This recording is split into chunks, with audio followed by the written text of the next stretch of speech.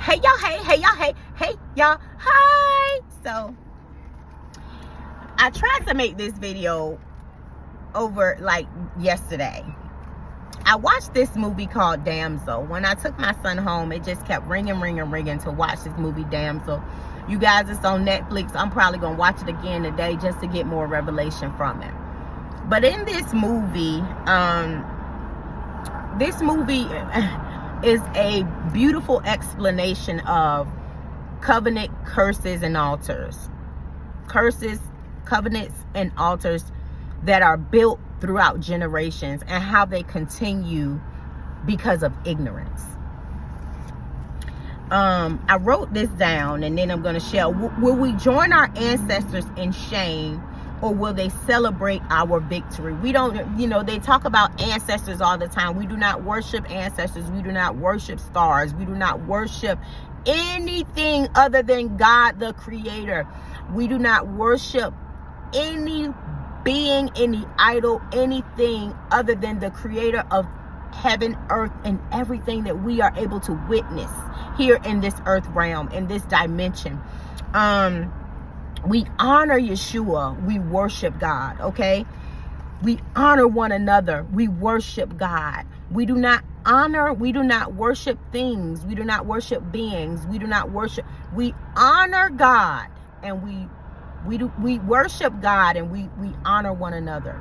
Honor is something that, is so, it's like so transparent almost. It's see-through for this generation. And I'll even say for myself, I've had to repent several times because I did not understand honor. I did not understand how important it is to honor those who have gone before me, who have seen things that I've not seen yet. Honor our elders and those who have gone before us, okay? We have all been deceived, and innocent have been sacrificed based on half-truths.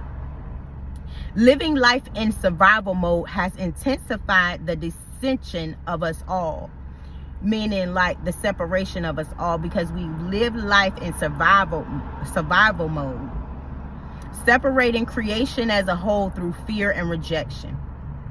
If we're unable to exercise patience to understand one another, we will never live in the harmony and peace that God intended for us. Let me get back to this movie. So in this movie, there was this land, there was a famine, there was a poverty, there was a famine in the land.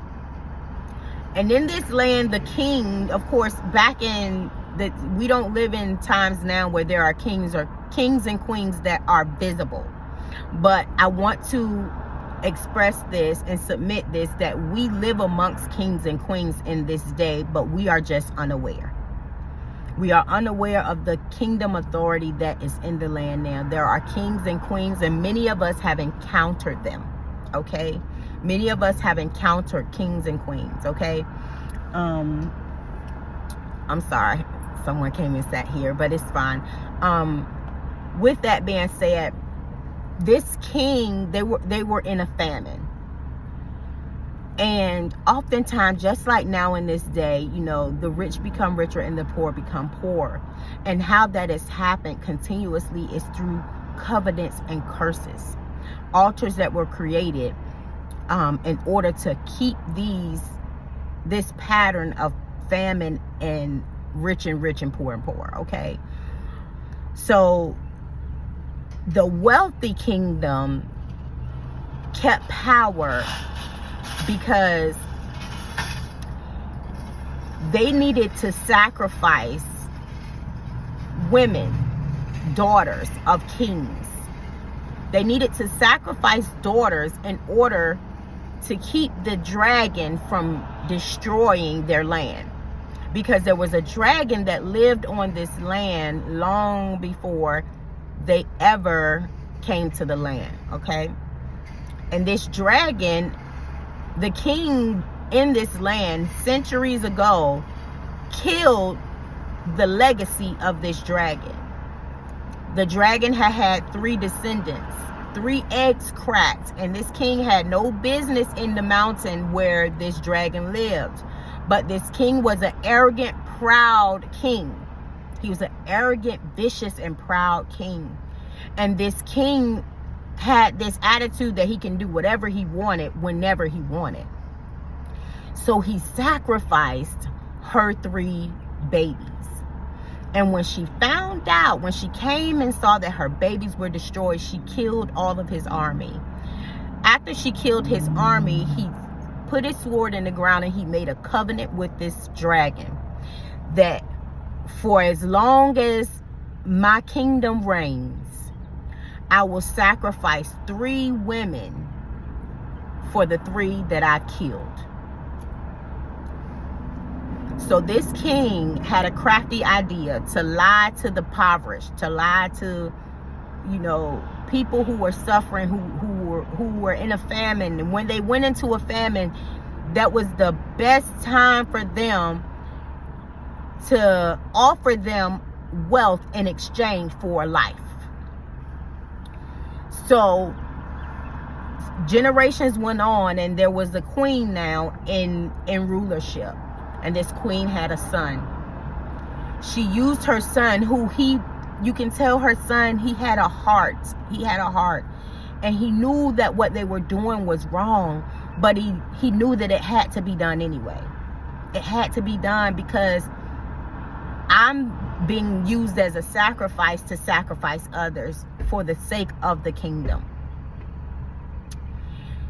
So this boy had to pretend to marry 3 women every year, or however many times it was. I think it was every year, annually. So this particular girl, this particular kingdom, this story was about this particular king and this famine that they were experiencing. But this king had a daughter who was different.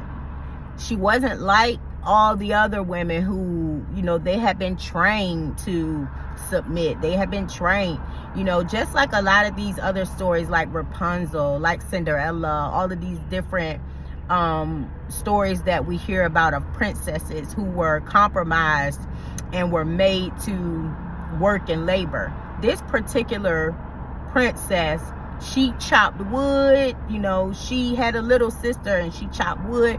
You know, she wasn't that submissive one. So the stepmother, who was kind in this story, she tried to tell her, look, you can't be going to the king with your nose all snotty, doing all of this stuff. You got to be postured. You got to at least appear like you're going to submit. You're going to be whatever this king needs you to be. You gotta get yourself together and present yourself to help us save our land. This young woman not know, this video gonna go a little long. This young woman not knowing that she was about to be sacrificed. Her father made a deal with the queen. The queen didn't lie to him. The queen told him exactly what was up. Look, your daughter gonna die.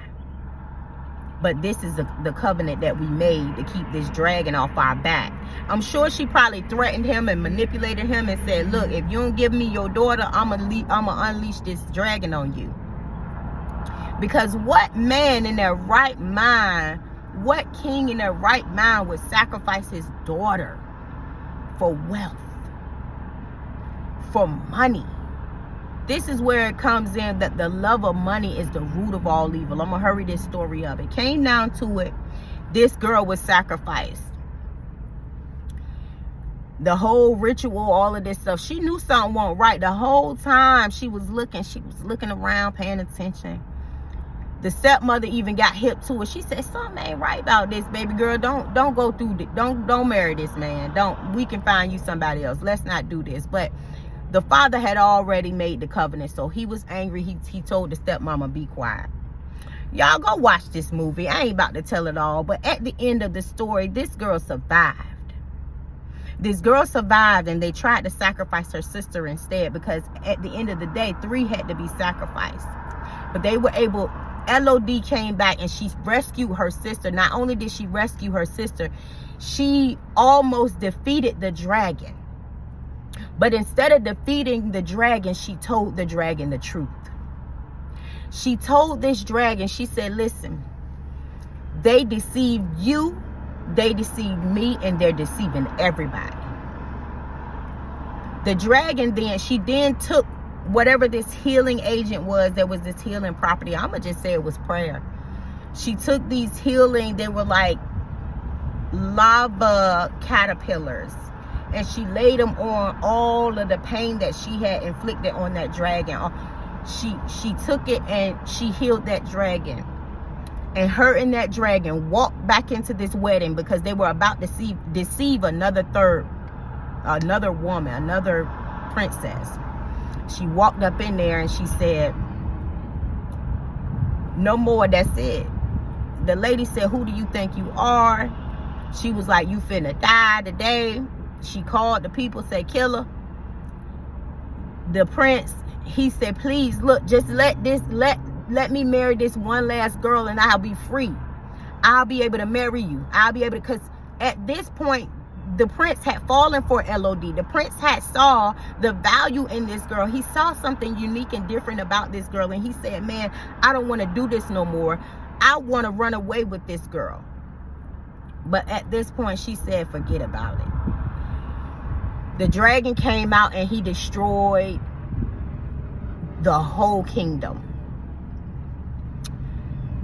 All of this to share, you guys,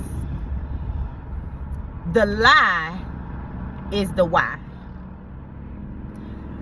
Everyone had been deceived in this situation. Everyone had been deceived. Everyone had been deceived. From LOD to the queen to the dragon. But what made the people that were to be destroyed, what made the dragon destroy these people was not their ignorance, but it was the wickedness that they attached to their ignorance. I want to submit this to us. Do not fall for the wicked trap of the enemy. The enemy wants to get us in such a state where we feel that we are impoverished, where we feel that the famine is so great that we have no other choice but to give over to the plan of the darkness and say, you know what, I can't beat them, so I'm going to join them. But I want to encourage you that with God, you are the majority. That dragon was bigger than anybody. God is going to use the very thing that was for destruction to be